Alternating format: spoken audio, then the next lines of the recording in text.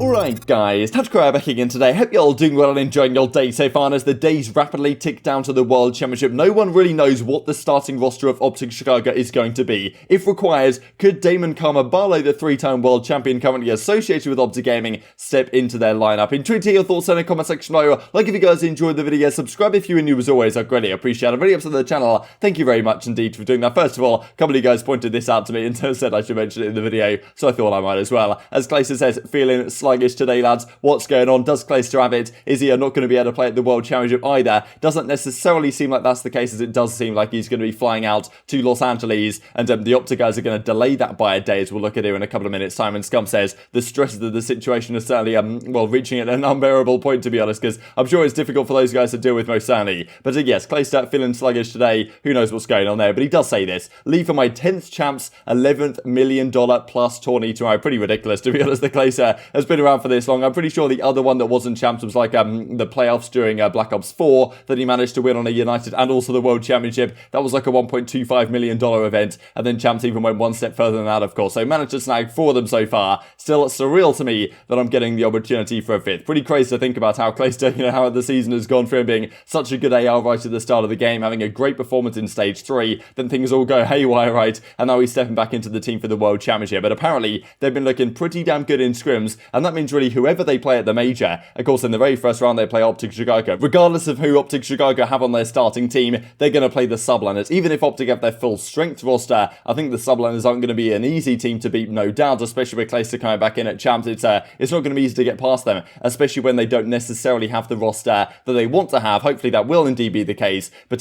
still not necessarily guaranteed by any means. And yes, champs Clayster is certainly a different beast, and well, he's going to be difficult to take down at the best of times. Maybe one man who could do so is Damon Barlow, that we'll look at here in just a couple of seconds. Thought this was really interesting as well from Prosper, actually. A COD Champs Grand Final, given champs is, the operative word of the day, has never ended on a hardpoint. This is pretty ridiculous. All the way back from Black Ops 2, a meltdown, search and destroy between Freako Impact and Team Envy back in the day. Ghosts, of course, they didn't even have hardpoints. Riot Search and Destroy, I guess, was when Clayster and Denial Esports won it on back in Advanced Warfare. Black Ops 3, it was Team Envy, of course, versus Spice. Won on Breach CTF in that game 4, because Spice won the game 1 on Fringe Hardpoint, and then Envy won the next 3. Infinite Warfare was, of course, the Precinct coupling in that second best of 5 we did look at, I'm pretty sure, a couple of days ago now. World War II was a Flak Tower CTF when Evil Geniuses took down Team Caliber, and then Arsenal Search and Destroy was the game 5 between United and 100 Thieves in Black Ops 4, and then Modern Warfare, of course, last year between Dallas Airport and Atlanta FaZe ended on that Ramada Search and Destroy. So we've never seen a World Championship end on a hardpoint. Maybe that could change this year, but maybe given the format, right, with all the Search and Destroys in it, not necessarily all that likely. Thought this is kind of interesting as well. Not exactly sure what's going on here with the Call of Duty League, the World Championship, but there's something called the Gulag of Golf going on, so I guess Nameless has been practicing quite a lot for this as of late, and maybe Rabo Ray will absolutely destroy the competition. Who really knows who's getting involved in this, but something to keep your eyes on going forward in terms of content pieces. But this, of course, is what Scump tweets out yesterday. Extra push,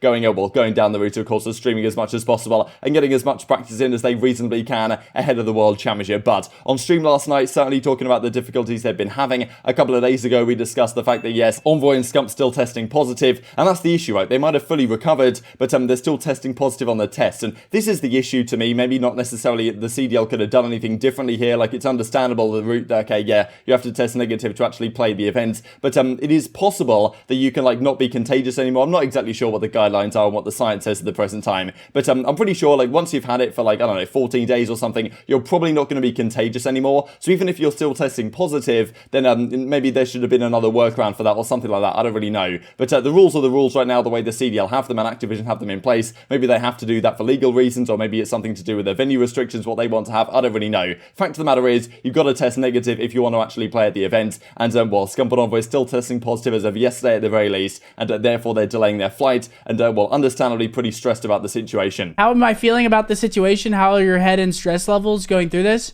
It's definitely stressful. I mean, we like kind of joke about it, but it's definitely not funny. It's not a funny thing. It's not something that we want to deal with at all. I mean, in a perfect world, we'd all just be preparing. Like, we were supposed to fly out tomorrow, and now we actually extended our flights an extra day just to hope that we get a negative result. So now we don't fly out until Tuesday. So it's definitely not ideal. But we're joking about it.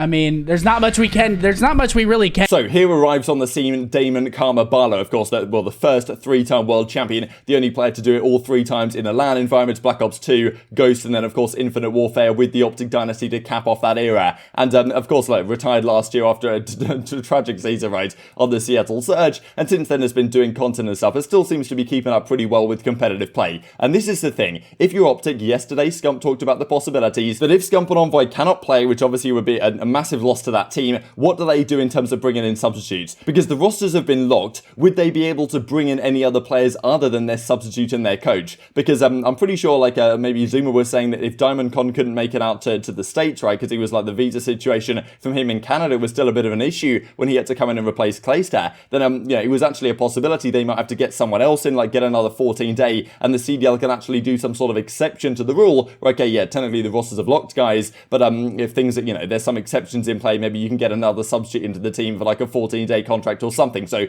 maybe it'd be possible to get someone else into the squad that isn't necessarily a general or a sender, their main substitute and their coach. Now, of course, General is a pretty solid player. He's obviously been playing this entire year in challenges. Wouldn't be the end of the world for him to come in. Obviously, it would be, absolutely disastrous still, but still, wouldn't be the absolute end of the world. Whereas Sender, I'm not really sure how much professional quality he's been playing. Of course, he watches it every day and sees the guys play and knows how they play, which is certainly a benefit if he was to have to step into the team. At the same time, if you're an OpTic fan in the comment section below, would you prefer a guy like David Carbabala, who's done it all before at the World Championship, to step in? Also, maybe he hasn't had the greatest experience playing this game on a competitive level, but still, he does certainly have some experience watching it and seems to be keeping up with the scene in a pretty good fashion as well. So I don't really know, but if there's a guy that you don't necessarily might want to put into your team in a situation like this, and also can run an SMG to pretty good effective required, Karma could be that guy. I think a lot of people really said after last season, like, yeah, maybe he retired too early, right, given how good he was looking this year, right at the start of the game. You guys might remember before the game even kicked off, some of those early tournaments, there were so many great clips coming out from Karma. Like, he was considered one of the best players in the game early on, to be honest, with what he was doing in some of these online tournaments, but of course wasn't going to compete that year, and there were questions whether he would actually come back to the team or whether he'd go in like a coaching capacity. Hasn't really happened as yet. Maybe this is the opportunity, right? So as Hitch says, at Sender, I'm ready. What time are scrims today? I thought it was my turn, says Karma, potentially hopping into the team. I don't think this is going to happen by any means, but still, it's not completely impossible, and if Karma's kind of down to do so in a similar way to Zuma, right, like this season on the subline, as he was like, look, if you guys need a 14-day contract, me to step into the squad, I'm happy to do so. And so maybe Karma feels like a similar thing. If he has to step into the team, maybe that would give them a better chance of doing something than, maybe having Sender in the team. I don't really know. And whether they can get around whatever CDL restrictions might happen to be in play on something like this, then that of course remains to be seen as well. And hopefully, like, Scump and Envoy can just play and everything's okay, but as Scump is saying, like, he's not necessarily convinced. They've delayed their flight by another day, hoping they test negative, and getting out there is going to be an issue as well. And if maybe a team with Carmen can survive the first day of action and win a match or so,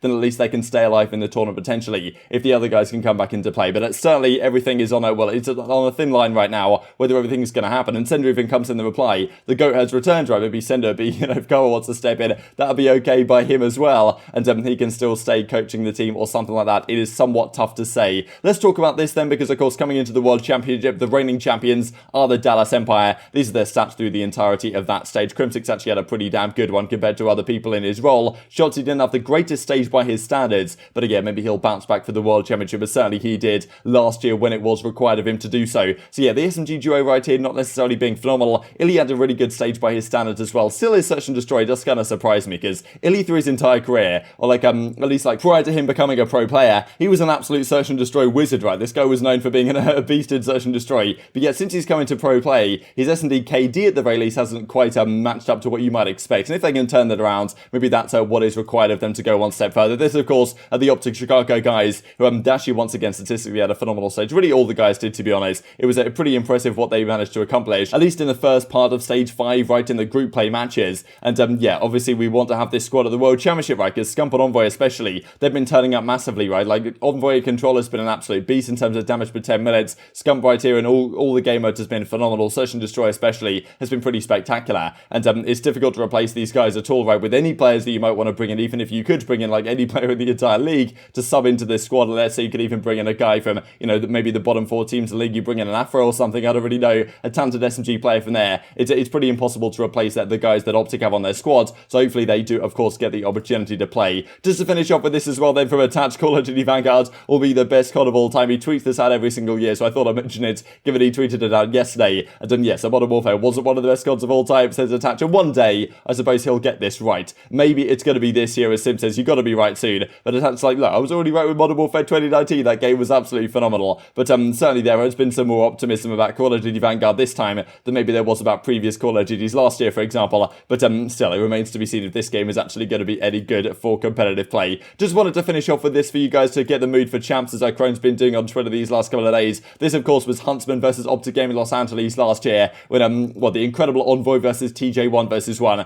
They kept the dream alive for Huntsman in this tournament, and by knocking OpTic Gaming Los Angeles out of this tournament, they may well have then therefore been inclined to sell their brand, and therefore OpTic Chicago became a thing. So very important 1 versus 1. Get us pretty hyped for World Championship, even though this is Modern Warfare, which maybe isn't the prettiest game all the time. But tweeting your thoughts down below. Hope you guys enjoyed the video. If you did enjoy it, I'd greatly appreciate a like on the video. Really helps out the YouTube algorithm to know you enjoyed this content. Other people like you may enjoy this content as well, and upgrade the competitive Call of Duty community. Thank you for watching, as always. Take care, and I will see you next time. That's not my. I don't know where they smoke. Let's go middle. Yo, the middle 3. Oh fuck. Are they crossing? Yeah, they're all going. I flashed. I'm main. I flashed in front. I'm trying to get in. I'm going back door too. I hit him from with a nade. I'm going top. Get in with me. Get in with me. They open front. I think. It could be top. Or top. I want top. Front or top. You can go A, guys. Team in, he's inside. Yeah, he's on. I got one. Nice. Another one. Nice. Close door. Back door's open. Front door. One shot. Back door, I think he's back door. Bomb still. I'm absolutely. What's on the bomb, guys? He's in the corner. I need help. Left side bomb. Yeah, I'm One staying shot. alive. I'm getting pushed. He pushed me. I'm staying alive. Both. Back to Alec. Back to you. I said, Alec, I'm front Back door door. behind me, John. 1-on-1. Where at? TJ. He was in bomb.